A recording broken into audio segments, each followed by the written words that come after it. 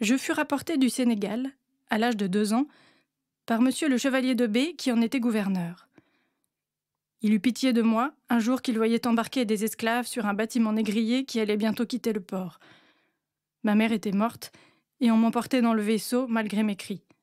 Monsieur de B m'acheta, et à son arrivée en France, il me donna à madame la maréchale de B, sa tante, la personne la plus aimable de son temps, et celle qui sut réunir, aux qualités les plus élevées, la bonté la plus touchante. Me sauver de l'esclavage, me choisir pour bienfaitrice madame de B, c'était me donner 2 fois la vie. Je fus ingrate envers la Providence, en n'étant point heureuse. Et cependant, le bonheur résulte-t-il toujours de ces dons de l'intelligence ? Je croirais plutôt le contraire. Il faut payer le bienfait de savoir par le désir d'ignorer, et la fable ne nous dit pas si Galatée trouva le bonheur après avoir reçu la vie. Je ne sus que longtemps après l'histoire des premiers jours de mon enfance. Mes plus anciens souvenirs ne me retracent que le salon de madame de B. J'y passais ma vie, aimée d'elle, caressée, gâtée par tous ses amis, accablée de présents, vantée, exaltée comme l'enfant le plus spirituel et le plus aimable.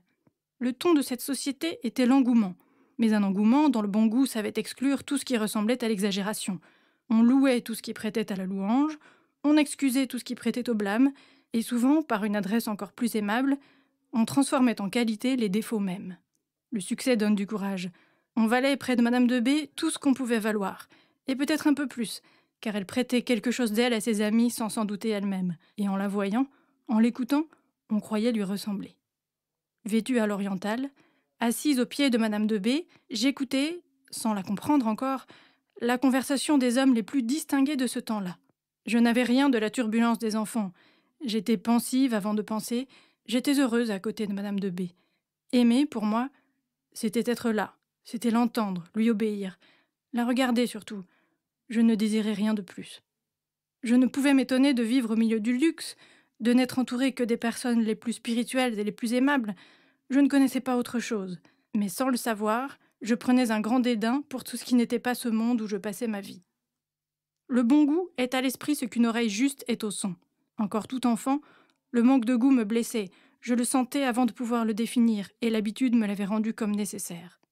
Cette disposition eût été dangereuse si j'avais eu un avenir, mais je n'avais pas d'avenir, et je ne m'en doutais pas. J'arrivai jusqu'à l'âge de 12 ans, sans avoir eu l'idée qu'on pouvait être heureuse autrement que je ne l'étais.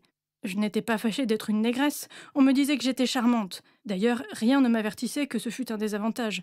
Je ne voyais presque pas d'autres enfants. Un seul était mon ami, et ma couleur noire ne l'empêchait pas de m'aimer. Ma bienfaitrice avait 2 petits-fils, enfants d'une fille qui était morte jeune. Charles, le cadet, était à peu près de mon âge. Élevé avec moi, il était mon protecteur, mon conseil et mon soutien dans toutes mes petites fautes. À 7 ans, il alla au collège. Je pleurais en le quittant. Ce fut ma première peine. Je pensais souvent à lui, mais je ne le voyais presque plus. Il étudiait, et moi, de mon côté, j'apprenais, pour plaire à madame de B, tout ce qui devait former une éducation parfaite. Elle voulut que j'eusse tous les talents. J'avais de la voix, les maîtres les plus habiles l'exercèrent.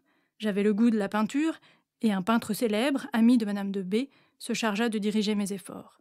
J'appris l'anglais, l'italien, et madame de B elle-même s'occupait de mes lectures. Elle guidait mon esprit, formait mon jugement. En causant avec elle, en découvrant tous les trésors de son âme, je sentais la mienne s'élever, et c'était l'admiration qui m'ouvrait les voies de l'intelligence. Hélas, je ne prévoyais pas que ces douces études seraient suivies de jours si amers. Je ne pensais qu'à plaire à madame de B. Un sourire d'approbation sur ses lèvres était tout mon avenir.